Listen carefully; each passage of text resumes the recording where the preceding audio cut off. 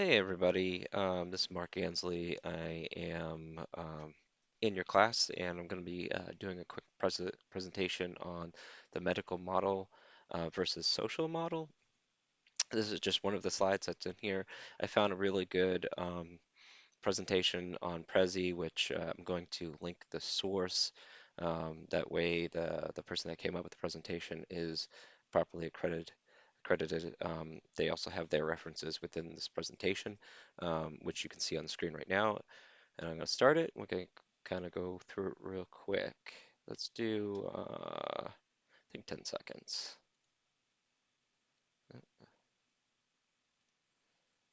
All right.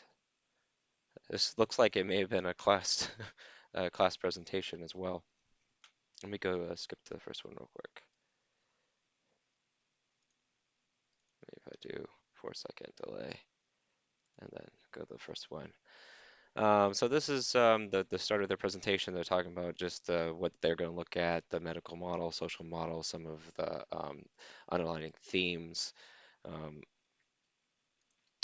but what I'm mostly interested in this is the two definitions that they have in here. This is just giving you a quick introduction to disability, the multidimensional issues, lack of clear definitions, and certain different approaches to it. Uh, so this is their three-tier of the medical model. Let's go to the first one here. Uh, Now, what I've learned already based on this class and what I've researched already is that the medical model is really just a disability or impairment that is focused on the individual. So it assumes that the individual has the main responsibility for the ailment or deficiency, if you want to look at it that way, um, that is outside of the norm of society. Um, yeah, essentially what it says right here. Um, if I'd known that they were going to be fussy about this, and as you can see, there's clearly not a ramp there for that individual in the chair to get down. Let's go on to the second one. So it's talking about the origins or just from advancements in medical science over the years, the 19th century, and treating ailments like we normally would, like a flu or anything else, in the same context as disability, that's something to be treated.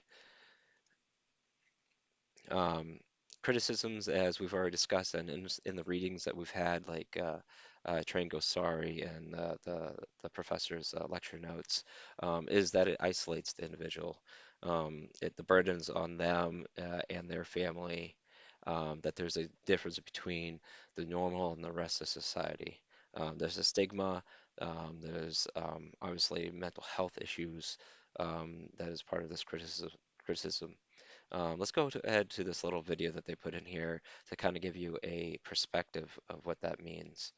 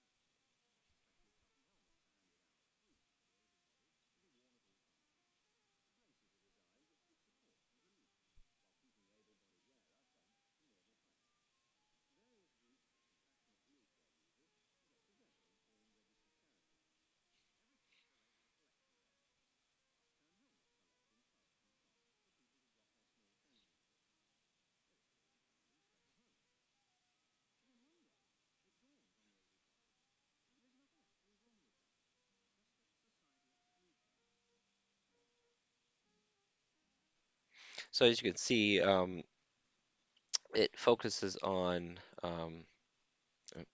really need, don't know what that is. Let's go to the next screen. All right. The video focuses on just like what the difference between um, medical model and social model. The difference there is that the medical side looks at the problem as a problem and conforms the people in the said group to conform to what the majority knows to be true. And what is being realized by the able-bodied people in this particular video is that there's nothing wrong with them. They all can function in society as they are, um, as long as are able to be included in the big picture, the societal picture. So let's move on with the presentation, which I'm sure is going to move on to the societal perspective. The social model focuses on the role of society that plays in developing the environments that create disabilities for people with impairments. So essentially, the society plays a bigger role in the issue rather than the individual. Um, and the difference between impairment and disability, and they recognize what those barriers are. So like not enough space on a bus for people with a particular ability or disability, depending on how you want to see it. Um, and focusing on those barriers rather than the individual focusing on them to create an infrastructure that allows them to thrive with their abilities. Um, the origins in the 1970 grassroots response, limitation, oppression of society, a lot of things happening then. Um, criticism of social model. The biggest thing that I see here, um, and I guess it is true, it focuses purely on the societal perspective. So one could possibly argue um, that there should be a role in both the individual and the societal, which I think should be more or less implied, but nonetheless, if you wanted to look at it from only the social perspective, it could be the perspective could be that there is no individual responsibility here, but nonetheless, it's slow moving, eradicating stigma. And this is just going through each one. All right, so here's the difference, medical versus social. You have disability and deficiency of abnormality. Being disabled is negative. Disability resides in the individual. The remedy for disability-related problems is cure for normalizing them at the individual level. Some sort of professional, like the person that's putting like the implants in your ear to fix you rather than help you with your current existing abilities. The focus is diagnosing and labeling the impairment, and the social is a little bit pretty much on the opposite. It's looking at the difference. Um, it's looking at their interaction between the individual and society. I'm sure it says something in here about barriers. There needs to be a change in the interaction between the individual and the society. The agent of remedy can be the individual and advocate or anyone who affects the arrangement. Um, and emphasis on strengths and needs on the person. Um, well, we're both fruit. Apple and orange comparison there at the bottom. Okay, let's keep on going. So this is like looking at barriers that you wouldn't necessarily notice from a society or social perspective. Um, the stairs, you have no ramp. Uh, this is a CAPTCHA, if a CAPTCHA, you know what I'm talking about, where they challenge you to enter something in order to prove you're a human. Arguably, if you could see, you might be able to see this, but if you can't see well, this would be a problem for you. So if you have like kind of blurry vision and you have to put glasses on and try to accommodate, that this would be a good example of a barrier for someone with low vision. Um, People not really concerned with people that getting a good space up front that have uh, a a disability in walking or a different ability of walking. Um, that would, being closer would be better for them.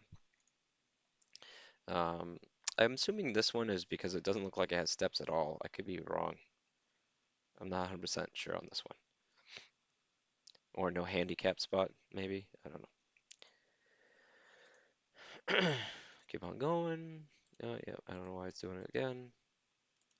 All right. Current perception. This is just giving a comparison between the kind of the barrier and shifts. Um, in medical model, they would say handicapped, disabled people versus people with disabilities.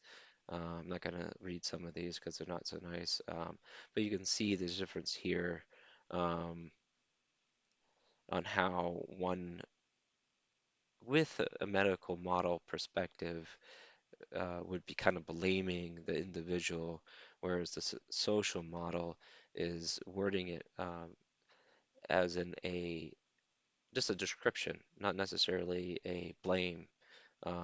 Accessible parking, people with disabilities, not that person has a disability or that person has this problem. Good example here, there's not enough space for, I think I said this earlier, not enough space for wheelchairs on buses, so they should advocate more buses coming through for the increased capacity. Um, and a big role in society or the social perspective is advocacy and empowerment of those of abled or unabled or actually that's more of a medical perspective, but just people in general advocating and empowering this social change as a change agent in these industries and places and communities and special programs that they can educate and properly address some of these issues. So they have a conclusion, basically, I think the same thing I'm saying, the shift to a social model, but society needs to continue to evolve, which is true. Um, Change is always evolving, regardless if we're talking about sociology or really any other topic. But I thought this was a very good presentation, and I figured I would share it with you with a little bit of my commentary, so you can see that I actually did look at it. Um, I hope you enjoyed. Thank you.